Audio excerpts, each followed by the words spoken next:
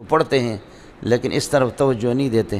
پچھلے سال بنوری ٹاؤن کے مفتی عبدالباقی جو بنوری ٹاؤن کے فاضل ہے، دارالفتاح کی کورس بھی کر چکے ہیں، پتہ نہیں کیا کیا بلا ہے، اس کی شیخ محمد سے گفتگو ہو گئی تو شیخ محمد نے بالکل اس کو لاجواب کر دیا۔ اس کی وجہ سے ہمارے 20 لوگ اس کو چھوڑ کر کے حدیث کو مرتد بن گئے۔ جب مولوی کمزور ہوتا ہے تو کہتے ہیں یہ ہے آپ کے مفتی صاحب کا حال، سمجھے؟ اس لیے ہم تو سبق میں متوجہ ہوتے نہیں ہیں، تو اس لیے اس کی بنیاد آدمی ایسے میدان پہ نہ اترے، جائے تو پھر یہ کہ ہو کر کے کچھ جائے۔ حضرت کا جو مدرسہ ہے مولانا ظرف علی خان دامت برکاتہم العالیہ کا، اس مدرسے کے قریب ایک کوٹھی ہے، اور یہاں کے جو لوگ ہیں بہت اچھے لوگ ہیں، مسلمان ہیں، سنی ہیں، اہل سنت ہیں۔ ان کے کسی لڑکے کا یہ ہے کہ اس کی منگنی ہوگی پرویزی کسی لڑکی کے ساتھ، یہی شیخ محمد کے لوگوں کے ساتھ، اور جب منگنی ہو گئی تو اب نکاح کا وقت آ گیا تو انہوں نے کہا کہ نکاح ہم نہیں دیں گے۔ پرویزیوں نے کہا یا ہمارے ساتھ بحث کرو، مباحثہ کرو، ہم اپنا مولوی لاتے ہیں، تم اپنے مولوی لاؤ۔ اگر پرویزی ہمارا جیت گیا تو لڑکے کو پرویزی اہل قرآن ہونا پڑے گا، منکر حدیث ہونا پڑے گا، تو پھر لڑکی دے دیں گے۔ اور اگر یہ ہے کہ تمہارا مولوی جیت گیا، مسلمان جیت گیا، پرویزی تو ہے مرتد بے ایمان، تو اس لیے کہہ رہا ہوں میں، اگر تمہارا مسلمان سنی جیت گیا تو پھر یہ ہے کہ لڑکی والے ہم لوگ بھی ہے کہ ہم بھی مسلمان ہو جائیں گے، یہ کریں گے۔ چنانچہ ہمارے بھائی مولانا عبدالرشید صاحب شیخ الحدیث اشرف المدارس کے، حضرت نے مجھے بتایا کہ بھئی اس قسم کا مسئلہ ہے اور اس میں آپ نے آنا ہے۔ اب ہم 3-4 شیخ الحدیث جا رہے ہیں، میں مولانا عبدالرشید صاحب اشرف المدارس کی شیخ الحدیث، مولانا اسحاق صاحب جو مسلم شریف پڑھاتے ہیں، مولانا عبدالحادی صاحب جو مناظر اسلام ہیں، اور کچھ ساتھی ہمارے، ہم چلے گئے وہاں۔ گفتگو طے یہ ہو گئی کہ مولانا گفتگو کریں گے عبدالرشید صاحب، اور جیسے ہم لوگ، وہ کہہ رہے تھے نہیں آپ گفتگو کریں گے، جیسے ہم لوگ وہاں پہنچے، انتظار میں انہوں نے چائے میں ہمیں پلائی، بٹھایا، انتظار میں ہے، دیکھا کہ 3-4 پروفیسر مرد آ گئے اور 2 عورتیں آ گئیں، وہ بھی پروفیسر ہیں، عورتیں بھی پروفیسرانی کہیں گے کیا کہیں گے، عورتیں بھی پروفیسر ہیں۔ وہ عورتیں اتنی تیز ہیں، اب انہوں نے کہا کہ بس شروع کرو۔ حضرت سے میں نے عرض کیا کہ خواتین کے ساتھ ہم خواتین سے کیا گفتگو کریں گے؟ اگر ہم جیت بھی جائیں گے تو تب بھی ذلت ہے ہمارے لیے کہ تم نے کون سے عالم سے بحث کی، اور اگر ہار گئے، خاتون کسی خاتون نے ہمیں ہرایا تو ہمارے جیسے رسوا کوئی نہیں ہوگا کائنات کے اندر۔ اس لیے میں نے قسم اٹھائی کہ میں گفتگو نہیں کرتا، آپ کر لیں۔ تو حضرت نے فرمایا کہ گفتگو کرتے ہیں تب بھی ذلیل ہے، اور نہیں کرتے ہیں، راہ فرار اختیار کرتے ہیں تو اور زیادہ ذلیل ہے کہ عورتوں سے ڈر گئے۔ اب گفتگو کرنی ہے، میں نے کہا آپ گفتگو کر لے، میں آپ کو آہستہ آہستہ اشارہ دیتا جاؤں گا، آپ گفتگو کریں۔ تو حضرت نے فرمایا کہ ہاں، کس طرح آپ لوگ حدیث کو نہیں مانتے؟ تو انہوں نے کہا کہ آپ کس طرح مانتے ہیں، آپ بتائیں اس کی دلیل۔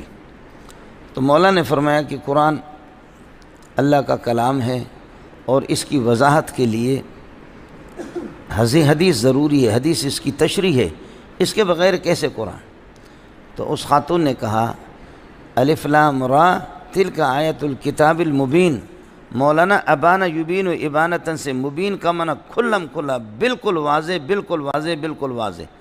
جو چیز مکمل واضح ہے، اب سورج کے لیے اور کون سی چراغ لائیں گے دکھانے کے لیے؟ قرآن بالکل واضح ہے، اس کے لیے کس وضاحت کی ضرورت ہے؟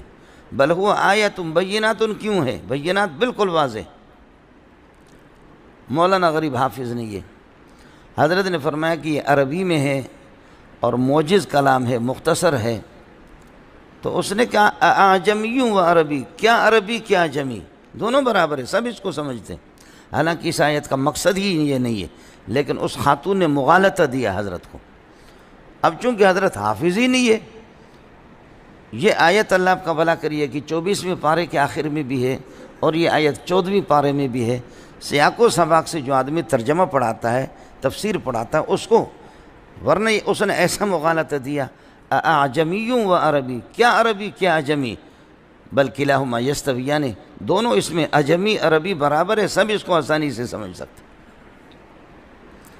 اب میں نے دیکھا کہ مولانا گھوم گیا، سمجھے؟ یہ ہے جی، اس ایسے کر کے ہم لوگ بیٹھ جاتے ہیں نا، تو پھر ان لوگوں نے کچھ پڑھا بھی نہیں ہے، سمجھے؟ ان لوگوں نے یہ پڑھا ہوا بھی کچھ بھی نہیں ہوتے، پروفیسر لوگ ہوتے ہیں، اس قسم کے لوگ ہوتے ہیں، سمجھے؟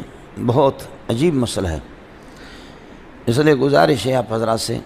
تو پھر میں درمیان میں کود پڑا، میں نے دیکھا کہ مولانا اب شہید ہو رہا ہے، سمجھے؟